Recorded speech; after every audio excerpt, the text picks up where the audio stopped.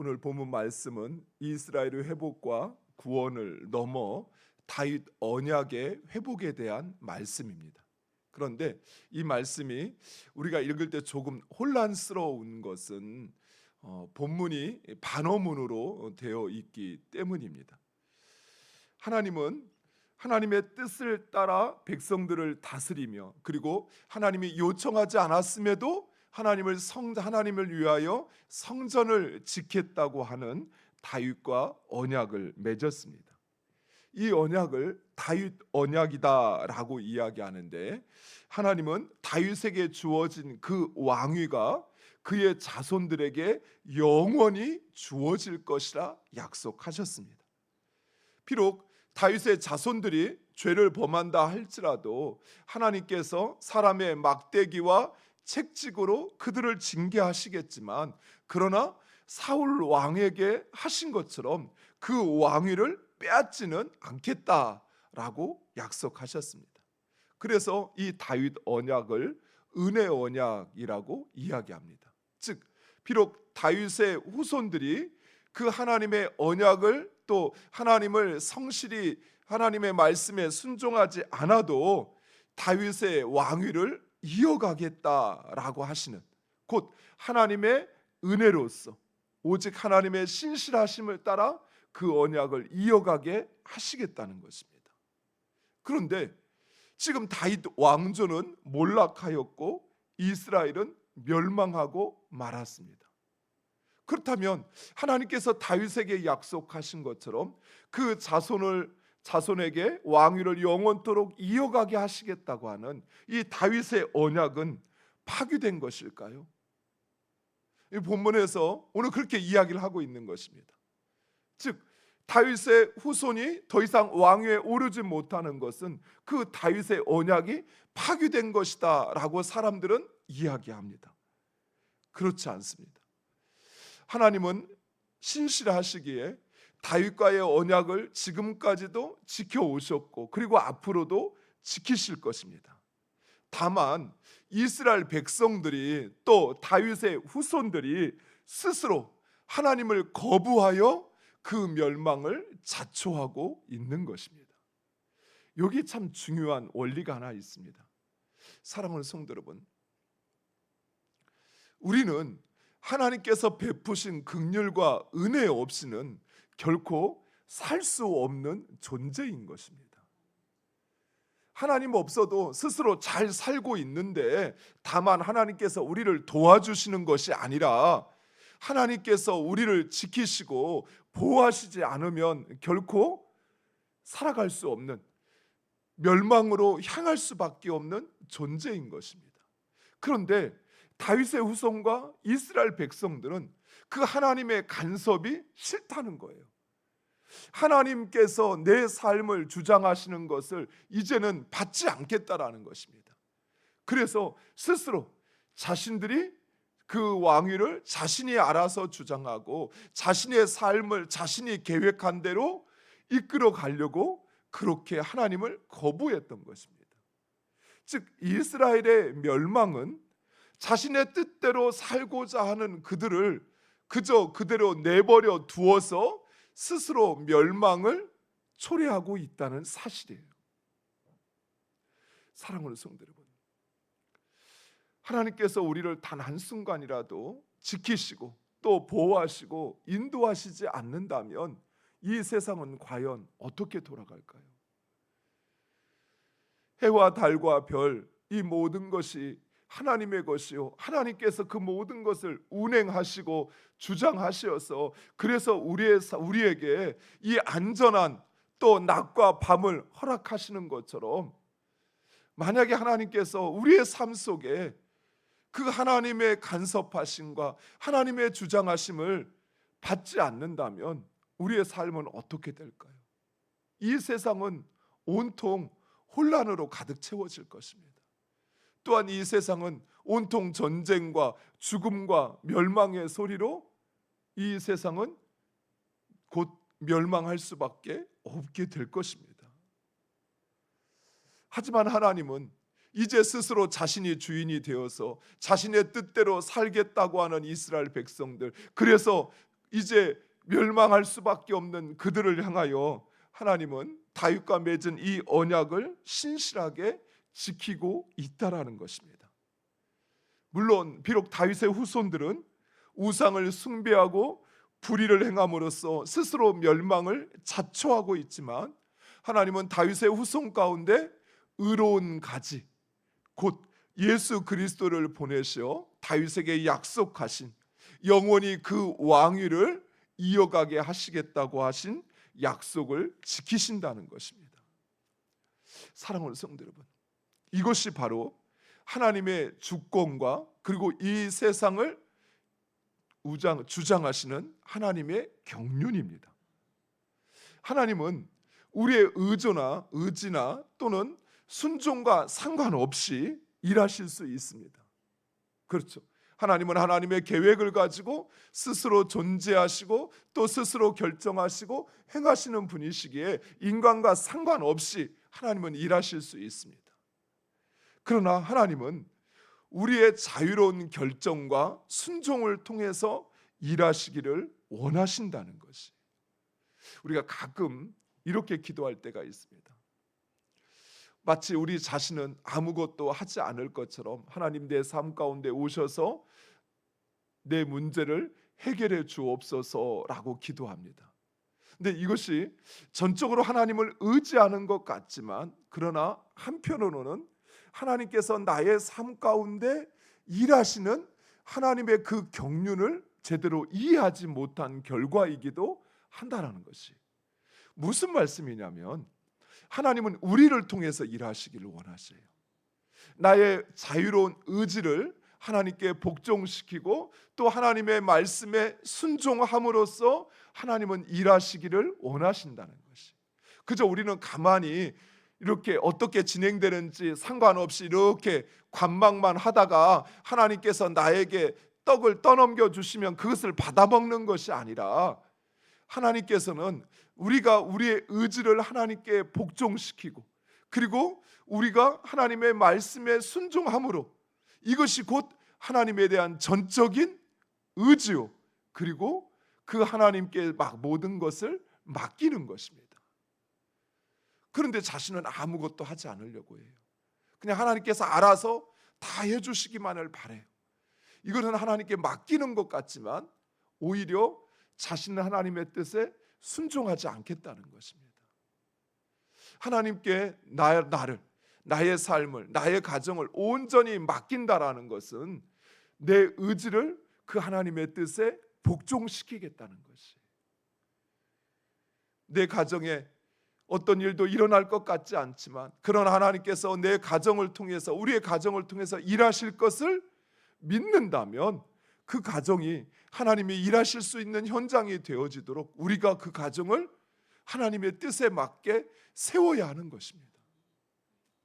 우리의 일터도 마찬가지예요. 하나님, 나의 삶, 내가 일하는 이 현장 속에 하나님 오시어서 하나님 뜻 이루어 주옵시고 하나님의 뜻이 이루어지는 내 삶의 직장이 되게 해달라라고 기도했다면 우리는 어떻게 해야 될까요?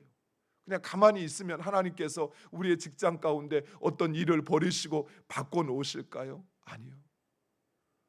하나님은 나의 순종을 통해서 그 일을 이루시는 것입니다. 하나님의 뜻이 이루어지기를 원하는, 뜻이 이루어지는 직장이 되기를 원한다면 내가 그곳에서 그 하나님의 뜻에 순종해야지요. 그럴 때 그것이 하나님께 전적으로 맡기는 것이요, 그리고 그것이 하나님이 우리의 삶 가운데 일하시는 것입니다.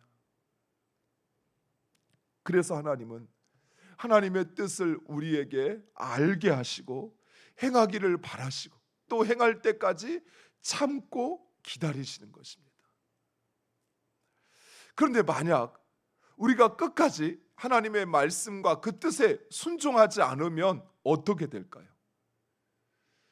성경을 보면 하나님은 그때는 직접 개입하십니다. 그래서 하나님이 뜻하신 바를 이루십니다. 문제는 그 하나님의 뜻에 순종하는 이들은 하나님의 뜻이 이루어짐을 보면서 오히려 그 하나님의 뜻에 감사하겠지만, 그러나 끝까지 순종하지 않는 자들, 그들은 결국 자신들의 의지와 상관없이 하나님의 일하심에 복종하게 된다는 것이, 마치 바벨론에 의해서 이스라엘이 멸망하고 포로가 되어 끌려가는 이스라엘 백성들처럼 말입니다. 이스라엘 백성들은 하나님이 자신의 삶을 다스리기를 원하셨지만, 그러나 정작 그들은 하나님 말씀에 순종하지 않았습니다. 하나님이 원하시는 것은 바로 하나님께 순종하는 것이었어요. 하나님을 찾는 것이 아니라 그 하나님의 뜻을 알고 그 뜻 가운데 순종하는 것이었습니다. 순종하지 않는 이스라엘 백성들, 결국 그들은 나라도 빼앗기고 왕위도 빼앗기고 포로가 되어 끌려갔던 것입니다. 사랑하는 성도 여러분, 그래서 우리는 우리의 의지를 하나님께 복종시키는 그런 훈련을 해야 합니다. 즉, 하나님의 말씀을 듣는 것에서 끝나는 것이 아니라 그 말씀대로 살아야 돼요. 오히려 내 육신은, 내 심령은 하나님의 말씀과 하나님의 뜻보다는 육신의 정욕을 따라 살려고 합니다. 그렇죠.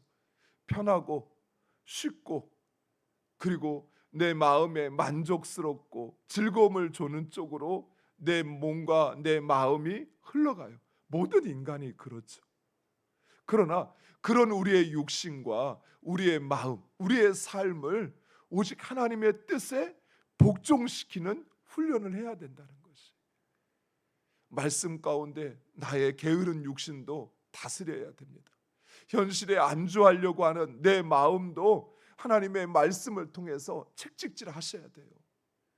그래서 기도하지 않고도 살아가고 있는, 아무런 일 없으니까 그것에 안주하여 살아가고 있는 우리 자신을 깨우쳐서 자신의 몸을, 자신의 그 마음을 기도의 자리에 끌고 가셔야 돼요. 가서 조는 한이 있더라도 끌고 가셔야 돼요. 1시간, 2시간씩 기도하지 않아도 돼요. 단 1분을 기도하더라도 기도하는 자리에 자신을 끌고 가셔야 돼요. 또 하나님의 말씀에 순종하지 않으려는, 내 자존심을 세우고 내 욕망을 추구하려고 하는 우리의 그 마음을 깨트려서 하나님께 복종시켜야 돼요. 내 자존심이 무너지는 것 같지만 내가 내려놓으면 하나님께서 높이셔요. 내가 세우려고 하고 내가 내 자신을 주장하려고 하면 오히려 우리는 더 낮아질 수밖에 없어요. 더 주님은 우리를 더 낮추셔요. 내가 돈을 의지하면 하나님은 그것에서 나를 더 나의 것을 빼앗아가고 아무것도 없는 존재로 만드셔서, 그래서 하나님만을 의지하게 만드는 것이, 내가 나의 힘과 나에게 주어진 어떤 능력을 의지하게 되면 하나님은 그것을 사용할 수 없는 상황으로 몰고 몰아가셔서, 그래서 오직 하나님의 그 능력만을 의지하게 하는 것입니다. 그래서 우리는 나의 모든 것을 그 하나님께 복종시키는 훈련을 해야 돼요. 하나님의 말씀 가운데 내 삶을, 내 육신을 세우고 내 삶의 체계를 하나님의 말씀 가운데 세우는 훈련을 하셔야 돼요. 그래야만 하나님께서 우리의 삶 가운데 뜻하시고 계획하신 것이 이루어지고 성취되어지는 것입니다. 또한 우리는 그 하나님의 말씀, 무엇보다도 그 말씀이 진리요 그리고 구원이라는 사실을 분명히 확신해야 합니다. 그리고 기도를 통해서 우리의 정욕과 욕심을 다스릴 수 있어야 합니다. 내 마음에 인간의 생각과 인간의 정욕과 이생의 자랑이 찾아올 때 주님 앞에 그것을 내어놓으셔야 돼요. 때로는 아픔과 상처도 내려놓으셔야 돼요. 주님, 내가 이 아픔을 당해서 내 마음이 견디지 못하겠습니다. 누군가 나에게 상처를 줘서 내 마음에 이 화와 분노가 치솟는데 주님 맡아주옵소서. 주님 앞에 내어놓으셔야 돼요. 그래야 육신의 정욕에 이끌려 사는 인생이 아니라 성령의 이끌림을 받게 되는 것입니다. 특별히 오늘 본문에서 하나님은 다윗과 세운 언약과 제사장과 세운 언약을 지키시어서 다윗 왕위의 회복과 그리고 제사장의 회복을 약속하고 있습니다. 이 다윗 왕위의 회복과 제사장의 회복이 가지는 중요성은 실로 너무 크다라고 말할 수 있습니다. 왜냐하면 다윗 왕위의 회복은 단순히 그 왕과 또 그 직위를 말하는 것이 아니라 하나님의 다스림을 회복하겠다는 것입니다. 다윗은 하나님께서 다윗과 언약을 맺었던 것은 다윗은 하나님이 다스리는 그대로 이스라엘을 다스렸기 때문이었습니다. 무엇을 하든 항상 하나님의 뜻을 묻고 그 뜻 가운데 순종했습니다. 이처럼 하나님은 하나님의 다스림을 회복하시겠다고 말씀하시는 것이, 다윗 언약, 다윗 왕위의 회복은 바로 하나님의 다스림의 회복을 말하는 것입니다. 그리고 제사장의 회복 역시 단순히 제사장직의 회복이 아니라 하나님과의 관계가 회복되는 것입니다. 사랑하는 성도 여러분, 하나님은 단순히 예배를 원하시는 것이 아니라 영과 진리의 예배, 즉 하나님이 유일하신 나의 구원자요 나의 삶의 주권자로 인정하는 자들의 그 전심으로 드리는 예배를 원하시는 것이, 예배당의 자리에 나와 있다고 해서 예배하는 것이 아니에요. 예배 순서를 내가 참여했다고 해서 예배를 드리는 것이 아니에요. 예배 드리는 내가 진정 하나님이 나의 구원자요 나의 삶의 주인이심을 인정하고, 그리고 그 하나님이 베푸신 은혜와 사랑과 내 삶에 드리워진 그 모든 축복에 감사하면서 내 전심으로 내 모든 것을 하나님께 드리는 것, 그것이 하나님이 원하시는 예배인 것입니다. 하나님은 이를 위해서 예수님을 이 세상에 보내시었고, 그리고 우리를 구원하시었고 주의 성령을 보내시었습니다. 그래서 이제 바로 우리가 그 하나님의 왕위의 언약, 또 제사장의 언약의 회복의 증거, 왕 같은 제사장이 되었다는 사실이에요. 즉 사랑하는 성도 여러분, 이 말씀, 오늘 우리가 읽은 이 말씀의 성취가 예수 그리스도를 통해서 이루어졌을 뿐만 아니라 바로 우리를 통해서 이루어졌다는 사실이에요. 그래서 베드로는 우리를 왕 같은 제사장이라 일컫고 있는 것입니다. 하나님께서 다윗의 왕위를 회복하시겠다, 또 제사장과의 언약을 통하여 제사장을 회복시키겠다는 것이 바로 여러분, 나 자신을 통해서 이루어졌다는 것입니다. 사랑하는 성도 여러분, 우리가 하나님 앞에 그 누구의 도움 없이도 하나님 앞에 나와 하나님을 예배하고, 그리고 그 하나님 앞에 간구할 때 하나님께서 우리의 예배를 받으시고 우리의 기도를 들으시고 응답하시는 것, 그건 바로 내가 제사장이 되었다는 것이.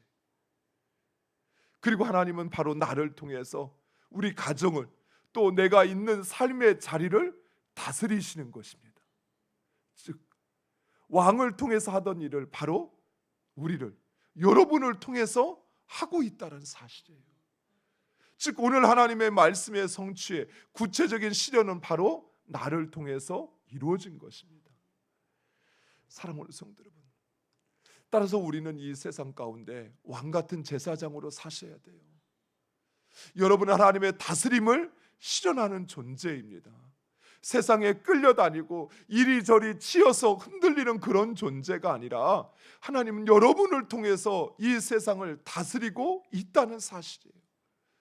여러분이 하나님의 주권과 왕권을 인정하고 하나님의 뜻을 묻고 행하면 하나님은 바로 여러분이 있는 그 자리에 여러분을 왕으로 삼으시고 하나님의 뜻을 실현하심을 믿으시기 바랍니다. 또한 여러분은 여러분이 있는 그 자리에서 제사장의 역할을 감당해야 돼요. 제사장이 어떤 역할을 했습니까? 백성들을 위하여 하나님 앞에 간구하는 역할을 했습니다. 백성들의 죄를 들고 하나님 앞에 서서 그들의 죄를 사하는 역할을 제사장이 했어요. 이제 여러분이 바로 그 역할을 하셔야 된다는 것이에요. 여러분의 삶의 자리에 있는 하나님을 알지 못하는 이들을 하나님께로 인도할 뿐만 아니라 그들의 죄를 위하여 하나님 앞에 간구하여 그들이 죄사함 받고 구원받는 일을 여러분이 하셔야 된다는 것이에요. 그가 바로 왕 같은 제사장입니다. 그런데 내가 왕이라는 사실도, 제사장이라는 사실도 깨닫지 못하고 확신하지 못하고 그렇게 살아가지 못하고 빌빌거리면서 그저 사람 눈치 보고 그리고 세상 앞에 주눅 들어서 겁먹고 두려워하고 불안하고 있다고 한다면 그가 어찌 왕 같은 제사장일까요? 사랑하는 성도 여러분, 내가 노력해서 왕이 된 게 아니고요, 내가 자격을 갖추어서 제사장이 된 게 아니에요. 하나님께서 우리를 그렇게 삼아주시는 거예요. 목동이었던 다윗을 이스라엘의 왕으로 삼으신 것처럼 일개 아무것도 아닌 나를 하나님이 왕으로, 제사장으로 삼으신 것입니다. 여러분의 삶에서 왕으로 사셔요. 다스리셔요. 여러분이 선포하는 대로, 여러분이 말씀하시는 대로 하나님 이루십니다. 여러분 제사장으로 사셔요. 세상을 그저 한탄하는 존재가 아니라 그들을 위하여 기도하는 존재, 그들을 하나님 앞에 드리는 제사장과 같은 그런 존재로 살아가는 여러분 되시기를 간절히 축원드립니다. 기도하겠습니다. 아버지 하나님 감사합니다.